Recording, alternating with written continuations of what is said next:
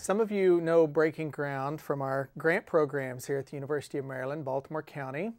But Breaking Ground is really a much larger movement across our campus, our students, faculty, and staff who are trying to engage their studies and their work to solve social problems, to build community, and to generally build a stronger society. I'm Joby Taylor from the Shriver Center, where we've been doing this work at UMBC for 20 years. It's my pleasure to be regularly pulled in to conversations and projects about engaged scholarship, civic agency, and service learning with the most interesting people on our campus. And today we're talking to individuals whose engaged work focuses on food and food systems. Although they approach it in very different ways, they're making it part of the core of what they do here at UMBC. So we're glad to have this chance. And our next guest is Jill Wrigley, who's an instructor and advisor in our interdisciplinary studies program at UMBC. And I first met Jill not as a UMBC colleague at all, but as parents of children who were signing up for one of the new public charter schools in Baltimore City. And I soon learned that Jill was a very special person who was really working very hard to try to translate her passion for social justice and for building very holistic communities into a deep kind of practice of everyday life.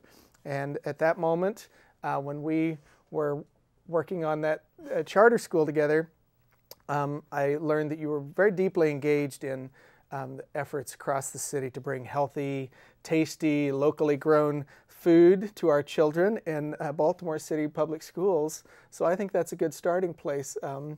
Tell us how that happened and how it eventually led you to teaching about food systems at UMBC. Yeah, well, food hooked me and compelled me into a really different line of work. I was initially working as a union and workers' rights attorney, most recently with an immigrant workers' rights project in Baltimore City, and living in my community in Irvington, southwest Baltimore City, which is a low-income neighborhood for many years. I first became interested in food issue by noticing what children in our neighborhood were eating as we were engaging with them around community cleanups and tree plantings and things like that. And just, I started to observe what they were eating, and I was pulled into this concept of neighborhoods in many urban areas being food deserts where healthy food isn't available, and also the idea of a food swamp, which is not only is there not healthy food accessible, readily accessible, there's an overwhelming amount of negative foods, of low nutrient, high caloric foods, so candy wrappers, sodas, all the like. So I first got involved a little bit on community food security issues there in the city of Baltimore. And then what happened when my children, I have older sons who are from Ethiopia, and I learned when they arrived in 1999 that Ethiopians who had moved from Ethiopia to Israel to a very highly processed food environment had the highest rates of diabetes in the world. Oh, wow. And that piqued my interest about what my sons were going to encounter here and what that was going to do to their health. And then I kind of followed them into the city school environment and started observing what they were eating in this, what was being provided to them in school lunch, and just was completely appalled at, pretty much it was kind of the full package of salt, sugar, fat, no color, no, you know, very, and this led me into further inquiry about what the city school food environment was and who around the country was doing things to improve it. And I met a woman who's a nutrition scientist from Cornell who had developed a curriculum to work with elementary school children to improve their food literacy and enable them to be advocates for better food in their environment. I became trained as a food educator through her, Dr. Antonia Demas. I started teaching on a volunteer basis in that charter school. And then because of that work, I was invited to do some research for Baltimore City Public Schools about school food reform opportunities, what was happening around the country, and that kind of led me into this whole area of farm to cafeteria and really looking at policy and what was happening. So I wrote this report, and then what happened in my life, the law stuff kind of was shrinking, and this food issues, food policy was increasing. this charter school that you mentioned that our children are lucky enough to go to was opening up, and they really wanted to do something very innovative and holistic with food. And they invited me to be a part of it and come on as a food educator and help them grow their seed to table gardens and food literacy programs. So I threw myself fully into that then. Wow. 2008. And it's been true. We've seen a culture shift happen in that school. We'd love to see it happen in more schools, but where eating local, organic, healthy food is like cool, and they're doing it hands-on. They're producing it for themselves. So I think it's really interesting then, you know, this broad question of educating society for its own health and for vibrancy, and so extending now to your work in higher education. Tell us a little bit about the work, how you got involved in interdisciplinary studies here and teaching students at a different level about food, and how are you finding that teaching? Yeah, the way I found myself here was through Great Kids Farm, which is a city school-owned educational teaching farm nearby in Catonsville, and I met Patricia Lanou there, who was the former director of INDS, who had brought one of her classes out that I led through there. And then about a year later, I found myself, I live very close to campus, found myself thinking it would be nice to have some greater contact with the UMBC, and about a month later, she called me, Patricia Lanou, and asked if I might be interested in teaching a food-related course. So that was spring of 2012, and it's been like enriching and engaging much beyond what I had anticipated. I have found here, as there's happening in so many places else around the country, a really emergent and dynamic interest in food in various aspects, from policy to sustainable agriculture to environmental issues to health. And there's a really lively community here.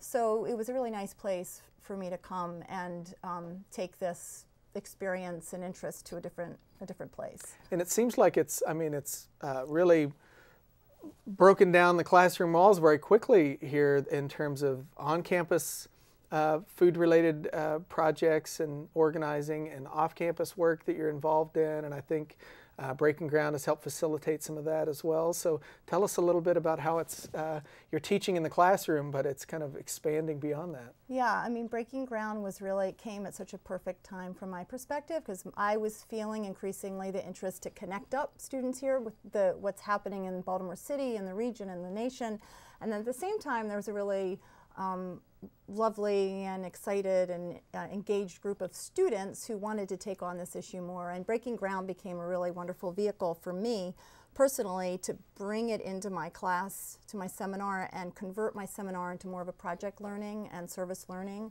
experience. So this spring I've been able to do that with my class. We've got about 18, 19 students, and we've got several project modules that we're undertaking together. One is to support the Garden, which is a student organization that's dedicated to creating a community garden on campus that will have all sorts of opportunities for different members of our community to take on the garden in different ways and do different things with it. Another project that we're doing is working with the Shriver Center at College Gardens, which is an after-school program that they have been collaborating with for years, and we're going to bring a food literacy and garden program there with some of the students. Some of my students are looking at composting on campus and how to better support that and how to expand it.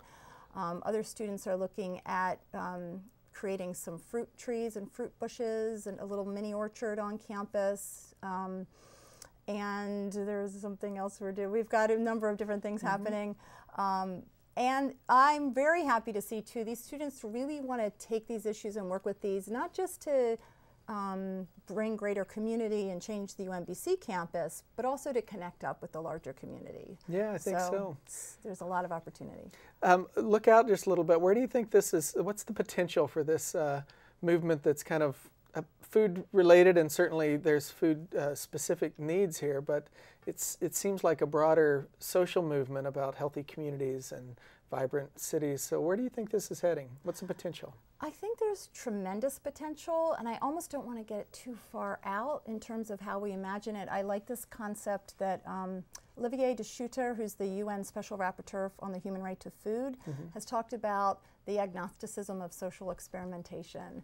that there, and this is, I think, a stage that we're in now where there's a tremendous amount of energy and social experimentation, but it certainly is all pointing us in the direction of a healthier food system, a healthier food environment for eaters, for growers, for animals, you know, and bringing everyone to the table. Really, I'm having my students also think critically about who's at the table and who's not, and how do we support it so that everybody's at this abundant table. Yeah. Well, I would imagine that taking a class like yours is very different from the educational experience you and I probably had in college. Do you have advice for UMBC or other students about how to take advantage of opportunities in kind of college life to really engage their learning and follow things that interest them? I think one of the beautiful things about Breaking Ground, as I understand it, is it's happening in multiple disciplines. So, you know, follow your interest. Hopefully that's connected to your major. And, you know, seek out opportunities where your classroom learning can kind of bust open a little bit and connect to some things that are happening. Yeah, I just see more and more possibilities all the time. Yeah. Thanks a lot, Jill. It's great work, and it's nice to work with you on it. Thank you, Joby.